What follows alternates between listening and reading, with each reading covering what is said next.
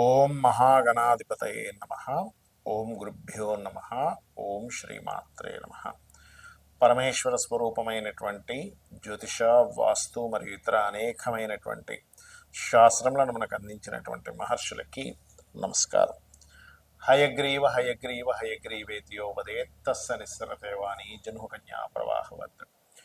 అరుణాం కరుణాతరంగితాక్షీం ధృతపాశాంకుశపుష్పబాణచాపాం అనిమాదిభిరావృతాం మయూకైః అహమిత్యేవ విభావయే భవానీం. శ్రీమాత్రే నమః. ప్రేక్షకులకి ఆ లలితాంబిక అమ్మవారి యొక్క అనుగ్రహం పరిపూర్ణంగా కలగాలని స్ఫూర్తి కోరుకుంటూ మనం ఈరోజు చూడండి, మనం బయట సొసైటీలో కనుక చూసినట్లయితే ఎవరో ఏదో బ్లాక్ మ్యాజిక్ చేశారని, లేకపోతే ఏదో గాలి సోకిందని, దిష్టి బాగా తగులుతుందని, శత్రువులు ఏదో వీళ్ళ మీద ఏదో ప్రయోగం చేశారని, ఇట్లాంటివి మనం చాలా చూస్తూ ఉంటాం. అసలు అందులో ఎంతవరకు నిజం ఉంది? ఇక్కడ పాయింట్ బై పాయింట్గా చూసుకుంటే, అంటే ఒక్కొక్క లగ్నానికి అసలు ఏ గ్రహ దశ వల్ల, ఏ కాంబినేషన్స్ వల్ల అలాంటివి ఏర్పడతాయి. ఇక్కడ పాయింట్ నెంబర్ 1 ఏంటంటే అసలు సిమ్టమ్స్ ఏమిటి, అదేవిధంగా దీని మీద మోసాలు ఎలా జరుగుతున్నాయి, అలాగే భ్రమలు ఉంటాయి కొంతమందికి. సిమ్టమ్స్, మోసాలు, భ్రమలు, అదేవిధంగా అసలు ఎందుకు వస్తాయి ఇవి, అసలు ఎందుకు ఏర్పడతాయి, ఇవి తొలగిపోవాలంటే ఏం చేసుకోవాలి, అసలు ఈ కాలంలో అలా చేసేవాళ్ళు ఉన్నారా అనేటువంటి అనేకమైనటువంటి అంశాలు ఒక్కొక్క లగ్నరీత్యా పూర్తిగా తెలుసుకుందాం. మీరు వీడియో ఆఖరి వరకు చూడండి. అయితే ఈ విషయాలను ఎన్నో రీసెర్చ్లు చేసి చెప్తున్నటువంటి అంశం ఇది.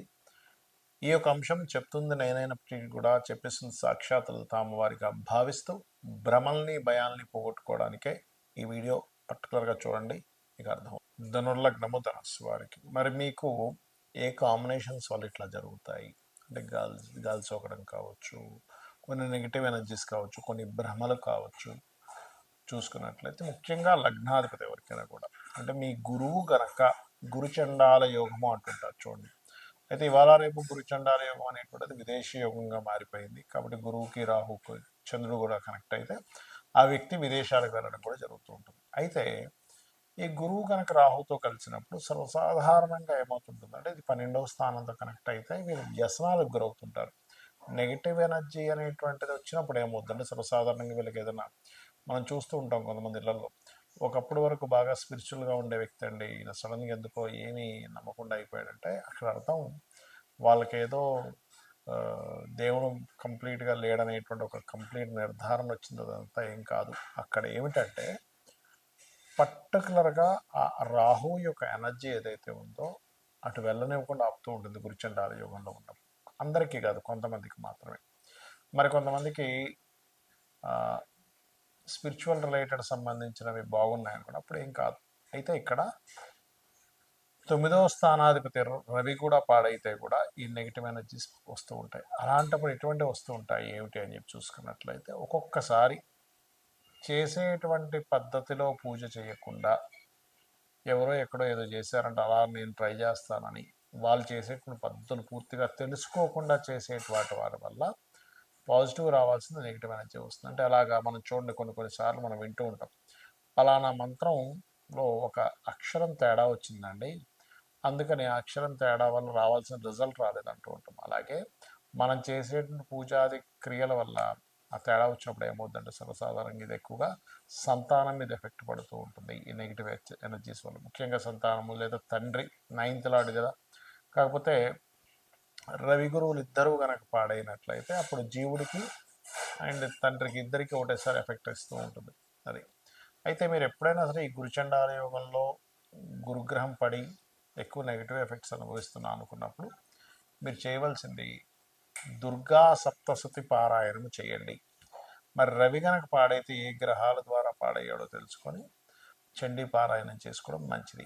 అలాగే పంచమాధిపతి, ఒక్కొక్కసారి పంచమ వ్యయాధిపతి కనుక ధనుర్లగ్నానికి పాడైతే ఏమవుతుందంటే, వాళ్ళు సడన్గా ఒక ఏజ్లో కొంతమందికి ఏదైనా హెల్త్ ఇష్యూస్ వస్తే సన్నగా అయిపోతారు చూడండి. అసలు అలా సన్నగా అయిపోతారు, అసలు బాడీ ఏమీ లేనట్టుగా, అసలు మొహం మొత్తం లాగేయడం, బాడీ మొత్తం లాగేయడం జరుగుతూ ఉంటుంది కుజుడు కనుక పాడైతే. అలాంటప్పుడు ఏంటంటే మీరు అర్థం చేసుకోవాల్సింది, ఫస్ట్ మీరు హెల్త్ చెకప్ చేయించుకోండి. హెల్త్లో ఎక్కడా ఎఫెక్ట్ కనిపించట్లేదండి, కానీ ఎందుకు సన్నగా అయిపోయాడు మనిషి అర్థం కాలేదు అని అనుకున్నప్పుడు దాని యొక్క అర్థం వెరీ క్లియర్లీ మీ పంచమాధిపతి ఎక్కడో పాడయ్యి కుజుడు పాడయ్యాడు. దీనికి మరి ఏమిటి?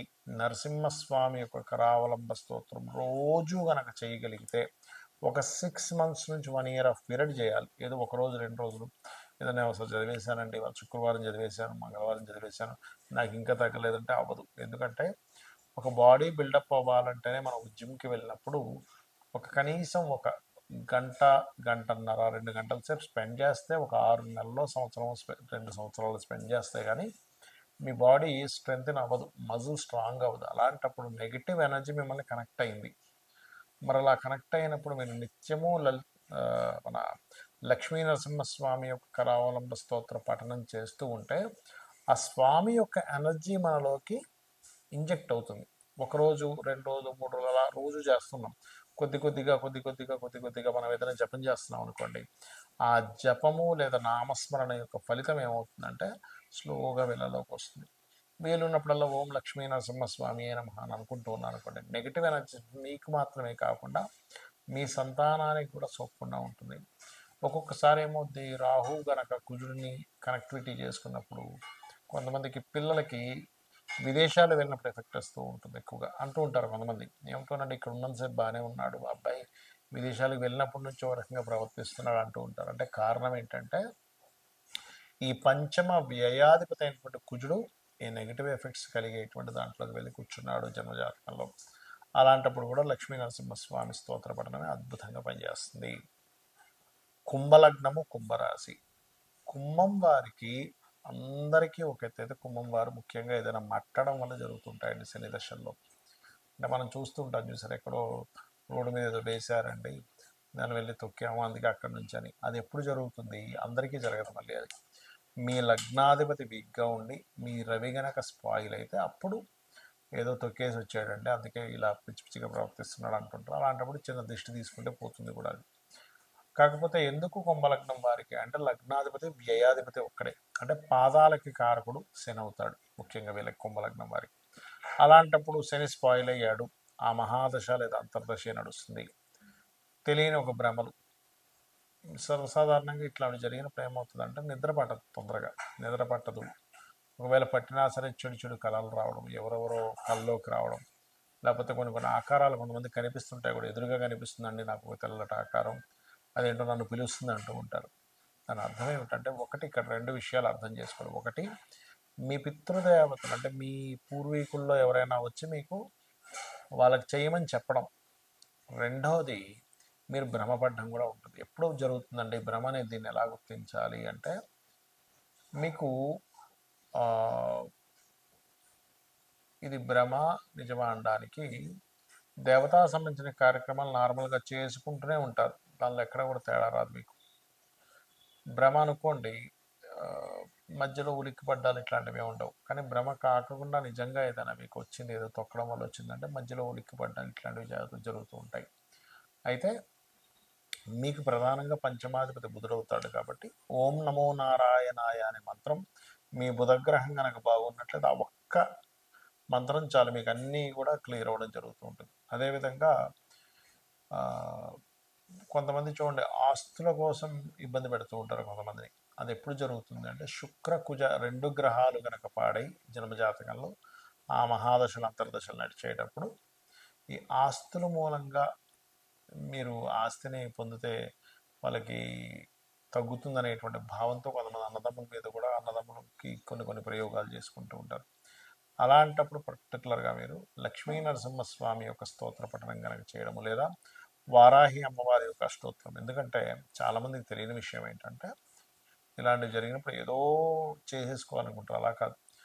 జస్ట్ నామం, స్తోత్రం, ఏదైనా మంచి గురువు గారి దగ్గర ఏదైనా అమ్మవారికి సంబంధించిన బీజాక్షరాలకు సంబంధించిన ఏదైనా మంత్రం లేదా లలిత చేసుకున్నా సరిపోతుంది. అయితే ఇక్కడ ఈ సప్తమాధిపతి రవి గనక పాడేయాడు అనుకోండి, అప్పుడు ఏమవుతుందంటే రవి రాహుతో స్పాయిల్ అయి ఉన్నప్పుడు వివాహం తర్వాత ఎక్కువగా జరుగుతాయి. కొంతమందికి వివాహానికి ముందు ఇట్లాంటి సిమ్టమ్స్ చూస్తే కొంతమందికి వివాహం తర్వాత జరుగుతూ ఉంటుంది.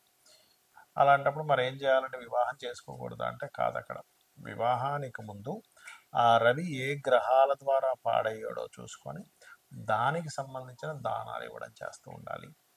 అదేవిధంగా ఒక్కోసారి చంద్రుడు స్పాయిల్ అవుతాడు కుంభలగ్నానికి 6వ అధిపతి.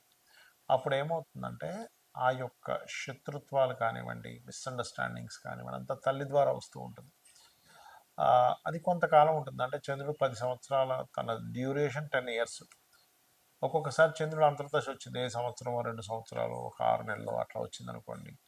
అప్పుడు ఏమవుతుందంటే ఆ కొద్ది కాలం మాత్రమే మనస్పర్ధలు పెరుగుతుంటాయి. కాకపోతే మీకు ప్రతిసారి కూడా ఏదైనా ఒక గాలి కానీ ఏదైనా కానీ మనకేదో సినిమాల్లో చూపించినట్టు ఇదేదో మనిషిని పైకి లేపేసేయడము, ఏదో పెద్ద ఆకారం వచ్చి మనుషుల్ని ఇట్లా తిప్పేస్తుంటే అంత ఏముండదు. జస్ట్ మన మైండ్ మీద, మన ఆలోచనల మీద, మనం చేసే పనుల మీద, మన రిలేషన్స్ మీద, వీటి మీద ఎఫెక్ట్ చూపిస్తూ ఉంటుంది. అయితే అన్నము గనక దానంగా ఇస్తూ ఉన్నట్లయితే, లేదా బలి అంటుంటారు. బలి అంటే ఏదో కోళ్ళని మేకల్ని కోయడం కదా, అన్నాన్ని కూడా బలిగా పెడుతూ ఉంటారు అమ్మవారికి. అమ్మవారి కంటే డైరెక్ట్గా అమ్మవారు ఎప్పుడు తీసుకోదు. కింద నుండేటువంటి దేవతా గణములు కొన్ని ఉంటాయి, వాటికి పెడతారు. వాటికి పెట్టి వాటిని తీసుకెళ్ళి బయట ఉండేటువంటి పక్షులకో, కుక్కలకో, లేకపోతే రకరకాలు ఉంటాయి కదా జంతువులు, గోవుకు పెట్టడమో చేస్తే ఆ దోషం పూర్తిగా పోవడం అనేటువంటిది జరుగుతుంది. అలాగే మరొకటి ఏంటంటే ఇక్కడ ఈ యొక్క కుంభం వారికి శని భగవానుడు ఎక్కువగా పాడైతే కనుక వీళ్ళకి విదేశాలకు వెళ్ళడం వల్ల కూడా ఎఫెక్ట్ పడుతుంటుందని గుర్తుపెట్టుకోండి. అలాంటప్పుడు శని పాడయ్యాడు, విదేశాలకు వెళ్ళడం వల్ల నాకు ఎప్పుడు ఇలాగే జరుగుతుంది అన్నప్పుడు విదేశాల్లో ఉండగా, లేకపోతే ఇక్కడి నుంచి బయలుదేరే ముందు కానీ శివాలయంలో నూనెని కనుక దానంగా ఇస్తూ కాలభైరవ అష్టకం కనుక చదువుకున్నట్లయితే ఈ సిమ్టమ్స్ కానీ ఇబ్బందులు కానీ తొలగుతాయి పూర్తిగా.